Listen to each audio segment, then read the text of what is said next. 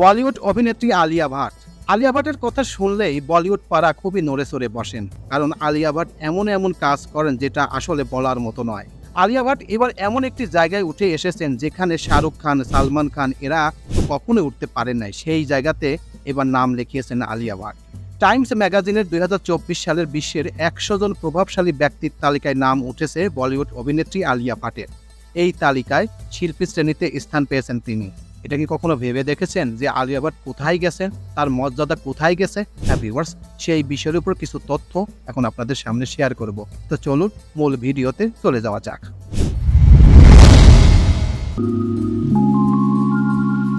হিন্দুস্তান টাইমসের প্রতিবেদন অনুযায়ী ২০২৪ সালের বিশ্বের ১০০ জন প্রভাবশালী মানুষদের তালিকায় জায়গা পেলেন বলি ডিভা আলিয়া ভাট। অভিনেত্রীর মাথায় উঠল গ্লোবাল স্টারের তকমা।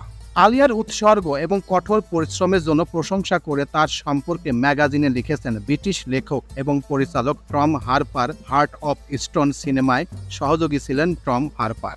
পরিচালক টম হারপার আলিয়ার সুনাম করে লিখেছেন, আলিয়া শুধুমাত্র বিশ্ব চলচ্চিত্র জগতে একজন প্রতিভাময় অভিনেত্রী নন, প্রায় এক দশকের বেশি তিনি ভারতীয় ছবিতে কৃতিত্বের সঙ্গে কাজ করে চলছেন।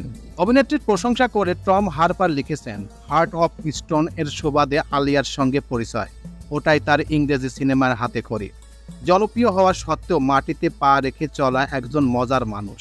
তার কাজের একটা ধরন রয়েছে, ভীষণ মনোযোগী। চরিত্রের প্রয়োজনে যে কোনো রকম ঝুঁকি নিতে কণ্ঠবোধ করেন না আলিয়া। ও প্রকৃত অর্থে আন্তর্জাতিক মানের তারকা। এদিকে ইনস্টাগ্রাম পোস্টে ভক্তদের খুশির খবর ভাগ করে নিয়েছেন আলিয়া। ম্যাগাজিনের একটি স্লিপে শেয়ার করে অভিনেত্রী লিখেছেন, #100@time-এর অংশ হতে পেরে সম্মানিত। সদয় কথার জন্য প্রিয়তম টম হারপারকে ধন্যবাদ। বিখ্যাত পরিচালক মহেশ ভাট, অভিনেত্রী সানি রাজদানের ছোট মেয়ে আলিয়া। পরিবারের সবচেয়ে কনিষ্ঠতম কন্যা তিনি। বলিউডের ময়দানে দক্ষ অভিনেত্রী হিসেবে নিজেকে প্রমাণ করেছেন, একই সঙ্গে পা রেখেছেন হলিউডেও। হার্ট অফ স্টোন সিনেমার সুবাদে হলিউডের হৃদয়ে জায়গা করে নিয়েছেন তিনি। করণ জোহরের স্টুডেন্ট অব দ্য ইয়ার ছবিতে হাত ধরে সিনেমায় পা রেখেছিলেন আলিয়া ভাট। তারপর নিজেই ছক ভাঙতে শুরু করেছিলেন। হাইওয়ে, কুর্তা পাঞ্জাব, রাজি, গাঙ্গুবাই কাঠিওয়ারির মতো ছবিতে অভিনয় করেছেন আলিয়া। জাতীয় পুরস্কার, একাধিক ফিল্মফেয়ারের পাশাপাশি আন্তর্জাতিক আঙিনা থেকেও পুরস্কার পেয়েছেন তিনি।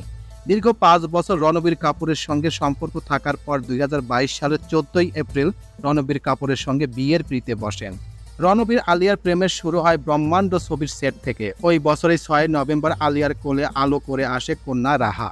এছাড়া আলিয়া ভাট ছাড়াও এই তালিকায় ভারতীয়দের মধ্যে রয়েছেন বিশ্ব ব্যাংকের প্রেসিডেন্ট অজয় বঙ্গ, মাইক্রোসফটের সিইও সত্য নাদেলা, অলিম্পিয়ান কুস্তিগির সাক্ষী মালিক এবং অভিনেতা পরিচালক দেব প্যাটেল। এদিকে ২০২৪ সালের বিশ্বের ১০০ প্রভাবশালী ব্যক্তির তালিকায় স্থান পেয়েছেন বাংলাদেশের স্থপতি মেরিনা তাবাসসুম। তিনি উদ্ভাবক ক্যাটাগরিতে এই তালিকায় জায়গা পেয়েছেন। তো এই ছিল মোটামুটি আমাদের আজকের প্রতিবেদন। উপরোক্ত প্রতিবেদন থেকে আমরা একটা জিনিসই বুঝলাম যে আলিয়া ভাট যে কাজটি করেছেন, ১০০ জন প্রভাবশালী ব্যক্তির তালিকায় স্থান পাওয়া চারটিখানি বিষয় না, সেই জায়গায় স্থান পেয়েছেন আলিয়া ভাট। এখানে তো ইন্ডিয়ার আরো বড় বড় প্রভাবশালী ব্যক্তি আছে, তারা কিন্তু চান্স পায় নাই, কিন্তু সেখানে পেয়েছেন কে? আলিয়া ভাট।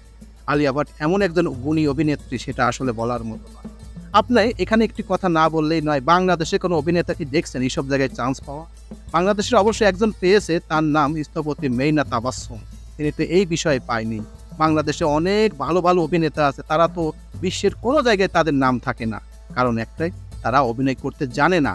আর বলিউডে যারা অভিনয় করেন তারা খুব কষ্ট, খুব সহ্য, খুব ত্যাগ স্বীকার করে অভিনয় করেন। এই জন্যই তারা ভালো ভালো জায়গায় স্থান পায় এবং ভালো ভালো জায়গায় তাদের নাম আসে। তো এই প্রতিবেদনটি আপনাদের কাছে কেমন লাগলো? যদি ভালো লেগে থাকে তাহলে অবশ্যই লাইক, কমেন্ট, শেয়ার করবেন। তো সবাইকে ধন্যবাদ জানিয়ে এখানেই শেষ করছি। আল্লাহ হাফেজ।